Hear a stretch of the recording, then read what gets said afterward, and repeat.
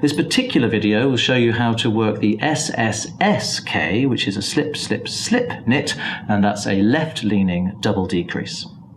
The SSSK is a double decrease that leans to the right, and it's a little bit of an extension of the SSK that you've already learnt. So the SSSK has 3 slips at the beginning of it. So just like before with the SSK, we're going to slip the first stitch knitwise from left needle to right, slip the second stitch also knitwise, and the third. There we go, that's the SSS of the SSSK.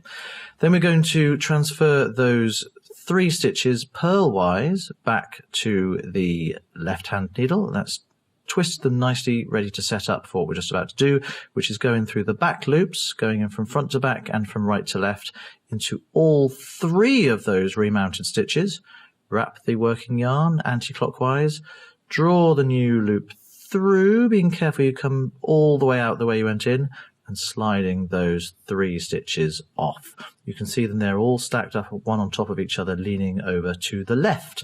Let me show you that again with the little shortcut as well. So we're going to slip 1 stitch knitwise, slip a 2nd stitch knitwise, slip a 3rd stitch knitwise, and then we're going to put the tip of the left needle coming in from back to front and from left to right into all 3. You can see all 3 of those stitches caught on that front needle. Wrap the yarn anti-clockwise, draw the loop through and slip the 3 old stitches off the left needle. 2 ways to do the SSK, same result. And there you have it. That's how you do the SSSK, that's slip, slip, slip, knit.